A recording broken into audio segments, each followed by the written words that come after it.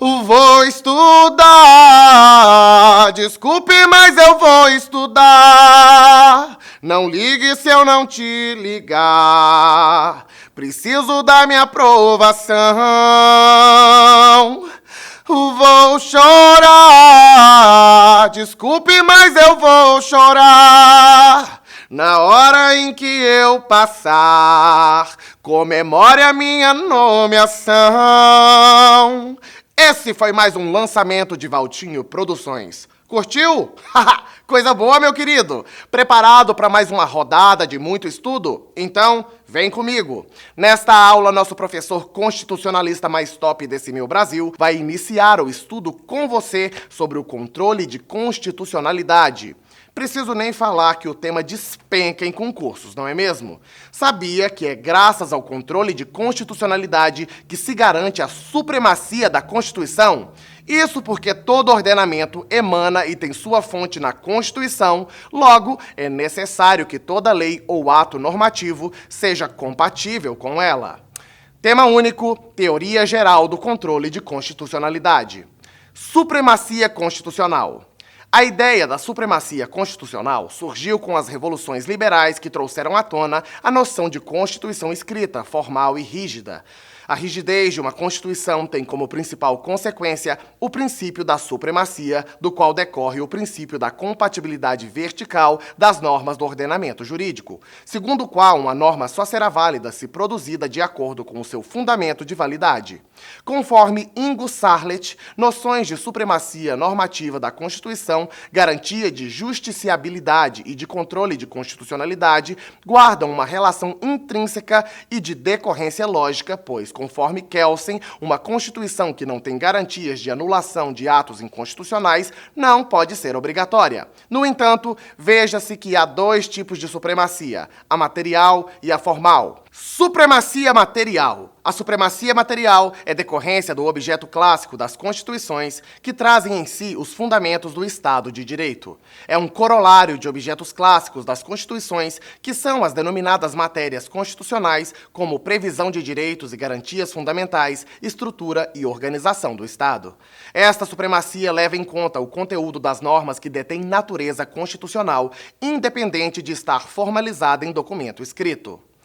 Supremacia formal. A supremacia formal é atributo específico das constituições rígidas e se manifesta na superioridade hierárquica das normas constitucionais em relação às demais normas produzidas no ordenamento jurídico. É esta supremacia que tem relevância para o controle de constitucionalidade, pois o que se analisa é a incompatibilidade com as normas constitucionais, sejam elas materialmente ou formalmente constitucionais. A supremacia formal é inerente à rigidez constitucional. Segundo Kelsen, a supremacia formal busca conferir a maior estabilidade possível à Constituição. Isso implica necessariamente um procedimento especial de reforma, mais difícil e distinto daquele previsto para aprovação de leis ordinárias. Assim, a existência de um processo especial e mais dificultoso de aprovação e alteração de normas constitucionais, de modo distinto do processo legislativo ordinário, lei ordinária e lei complementar, gera a rigidez constitucional. Esse procedimento especial e mais dificultoso confere à Constituição o status de norma jurídica fundamental e suprema em relação às demais normas do ordenamento jurídico.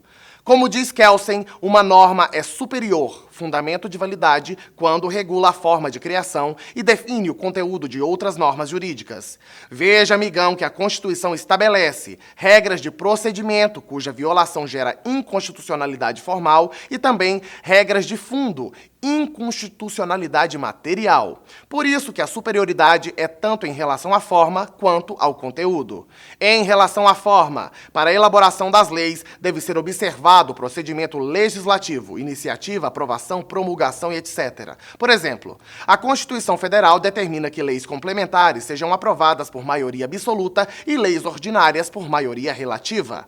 Assim também em relação à iniciativa privada, para propor uma lei ordinária sobre determinado tema, bem como a definição de matérias que são reservadas à edição de lei complementar. Em relação ao conteúdo, em razão do princípio da unidade do ordenamento jurídico, o conteúdo previsto na Constituição deve ser observado na elaboração das leis sob pena de inconstitucionalidade material. Por exemplo, uma lei que preveja a pena de morte para crimes hediondos.